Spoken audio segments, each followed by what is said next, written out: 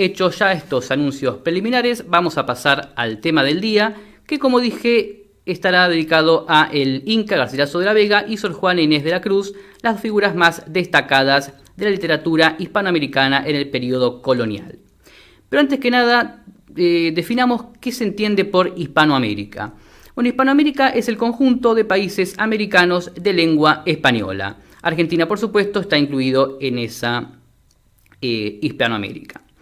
En 1492 los españoles llegan a América, entonces se da el famoso descubrimiento de América, que es un doble descubrimiento porque los españoles descubren América y los americanos descubren a los españoles o a Europa en general. ¿Había literatura antes de la llegada de los españoles? ¿Literatura precolombina? Sí, había. Era una literatura de carácter oral, no escrita. Principalmente eran poemas, leyendas o relatos que se transmitían de forma oral. Si bien se han encontrado pruebas de existencia de escritura o sistema de escritura en las civilizaciones precolombinas, estos eran utilizados para otros fines, específicamente el comercio, y no para la literatura. Justamente fue con la llegada de los españoles que muchas de estas obras se pasan por escrito, y hasta el día de hoy se conservan. ¿No? Muchas veces cuando se habla de unas leyendas negras de la conquista o de la colonización, no se obvia este dato de que fueron justamente los españoles, principalmente los clérigos, quienes pasaron el papel a todas estas obras que se conservan hasta el día de hoy. A partir de 1492, con la llegada de los españoles, comienza el periodo de colonización que culminó en el siglo XIX con la emancipación de los países, la independencia de los países de Hispanoamérica. Los primeros escritores de este periodo colonial fueron los cronistas.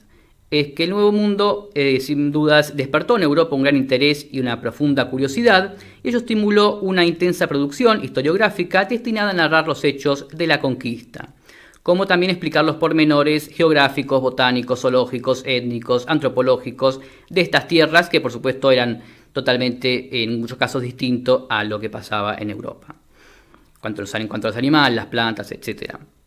Bueno, quien se ocupa de estas cuestiones son los cronistas, que forman el grupo de los llamados escritores de Indias. La clasificación más sencilla para referirse a los cronistas es agruparlos en cronistas generales, son aquellos que se ocupan de la forma general, no específica de la conquista y colonización, y los cronistas particulares, aquellos que se atienden a un aspecto o a un sector de la misma. Entre los cronistas generales podemos mencionar al primero de ellos, que es sin duda Cristóbal Colón, quien escribió su famoso Diario de a Bordo, a Pedro Mártir de Anglería, a Fray Bartolomé de las Casas, que escribió su famosa obra Brevísima Relación de la Destrucción de las Indias, donde también algunos señalan es el inicio de estas leyendas negras de la conquista. También podemos mencionar entre los cronistas generales a Francisco López de Gomora, quien escribe la Historia General de las Indias. Entre los cronistas particulares, dentro del sector de Nueva España, es decir, lo que hoy es México, podemos mencionar a Hernán Cortés con sus cartas de relación, a Bernal Díaz de Castillo, quien escribió la historia verdadera de la conquista de Nueva España. En el caso del sector de Perú, podemos mencionar a Francisco de Jerez, quien escribe su obra Conquista del Perú, y a Pedro de Cianza de León. Dentro del Río de la Plata, también lo que nos incluye a nosotros, argentinos, podemos mencionar a Ulrico Schmidl, un soldado alemán que llegó a estas tierras, y Ruy Díaz de Guzmán, que escribió la famosa obra La Argentina manuscrita. Sobre estos cronistas del Río de la Plata, seguramente vamos a volver en un futuro programa donde hablaremos específicamente de la literatura argentina, pero bueno, esto para mencionarlo en este contexto. A estos primeros cronistas siguieron otras obras en prosa, como las historias de Gonzalo Fernández de Oviedo y de Antonio de Herrera, y también en verso, donde podemos mencionar los poemas de Don Juan de Castellanos, a Alonso de Ercilla, quien escribió La Araucana, y Pedro de Onia, que eran obras que estaban entre la épica y la historia. Por ejemplo, la mencionada Araucana es considerada por muchos como la primera obra de verdadero valor literario. Es un poema épico que narra la lucha entre los araucanos y los españoles. Pasamos ahora sí, luego de esta pequeña introducción, a el Inca Garcilaso de la Vega. Podríamos inicialmente ubicarlo entre los cronistas, pero por razón de su nacimiento y por la calidad e importancia de su obra, esta clasificación le queda chica. Y debemos considerarlo como el primer escritor de relieve con que cuenta el Nuevo Mundo. El Inca Garcilaso de la Vega es considerado el mejor prosista de todo el periodo colonial en Hispanoamérica y el más cabal representante del Renacimiento en el siglo XVI en América. Fue definido muchas veces como un historiador poeta y fue también el iniciador de la corriente culta literaria en América. Nació en la ciudad de Cusco, en Perú, una ciudad imperial, capital del Imperio Azteca, el 12 de abril de 1539. Era hijo de un capitán español, Garcilaso de la Vega, que era también primo del gran poeta español Garcilaso de la Vega, que embarcó hacia las Indias en una expedición y llegó a Perú y logró reunir una gran fortuna. La madre del Inca era una princesa indígena, la ñusta Isabel Chimpu Osilo, convertida al catolicismo, era nieta de Yupanqui y sobrina del Inca Huanca Cápac, el último rey del Perú. Esta genealogía nos indica una doble sangre, una condición de mestizo, algo que va a estar presente en todo su estilo literario. Y también una doble sangre real, ¿no? O aristocrática, porque la madre era una princesa, era parte de la familia real de los incas, y su padre también provenía de una larga estirpe aristocrática con títulos y gran fortuna. Convivía en el alma del Inca la tradición india y la tradición española, que la traían con idéntica intensidad y la llevaban a componer con igual amor la historia tanto de los incas como de la conquista española que derroca a estos incas.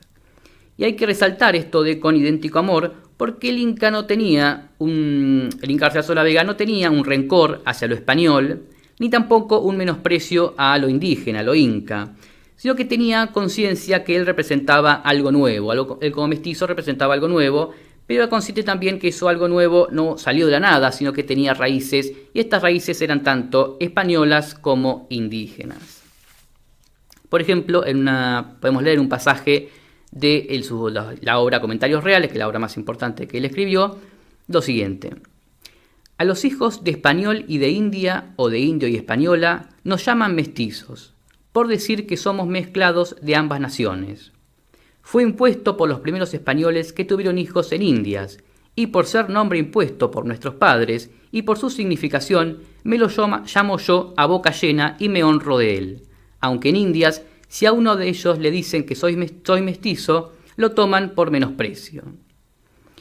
El Inca pasó su niñez y adolescencia en el palacio materno, entre los recuerdos de los viejos glorias del imperio y la contemplación de aquella vida militar que trajo la conquista, esta aventura y este heroísmo que tanto deslumbran al joven Garcilaso de la Vega.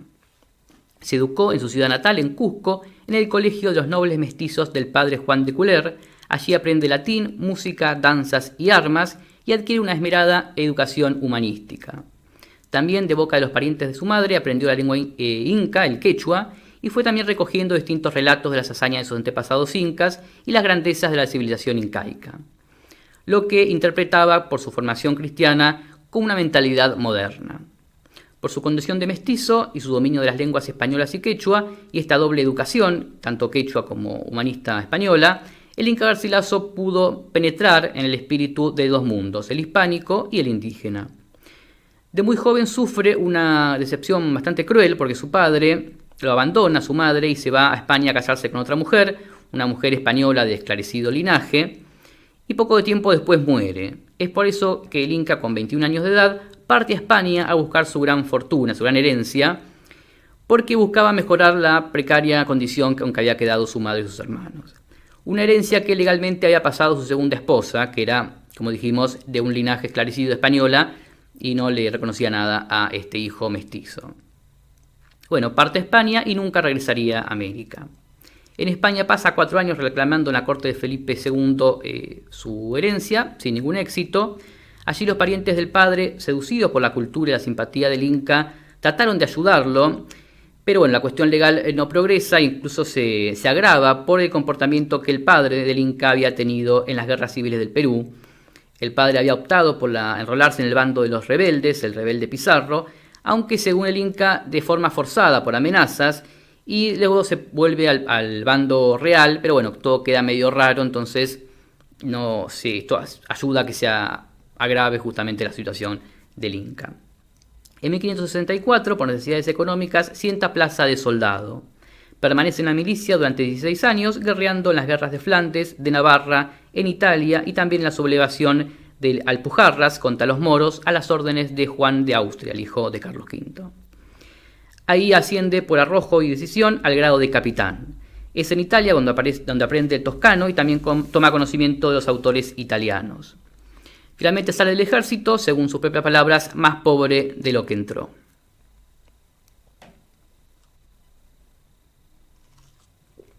Más tarde tomaría los hábitos religiosos. Se concentra ahí entonces en la meditación religiosa y en las letras. Se dedica en estos años a un estudio intensivo de humanidades, en especial de historia y filosofía, y adquiere una sólida cultura, más de la que ya tenía. Leyó también en esos años a los clásicos italianos y latinos, y en 1599 se traslada a Córdoba, España, donde se dedica en estos últimos días de su vida a la composición literaria. Tenía para entonces 54 años. Publicó en Madrid una traducción de española de la obra italiana Diálogos de Amor, de León Hebreo, que esta obra era una obra escrita a la manera de platónica y con una concepción del amor como del filósofo griego de Platón, que tuvo una enorme difusión en Europa. La traducción del Inca es una de las mejores que incluso hasta el día de hoy se lee y se utiliza. En 1605 aparece La Florida del Inca, que es una narración de las exploraciones de Hernán de Soto, y es una obra de gran importancia histórica que algunos la consideran como un ensayo previo a los comentarios reales. En ese mismo año escribe la genealogía de Garcí Pérez de Vargas, un antepasado suyo, y finalmente en 1609 en Lisboa se publica la primera parte de los comentarios reales que tratan del origen de los incas, y es su obra maestra. El Inca García Solávega muere en Córdoba el 22 de abril del 1616 a los 77 años de edad. Al día siguiente, 23 de abril de este mismo año, moría Cervantes. Dato interesante.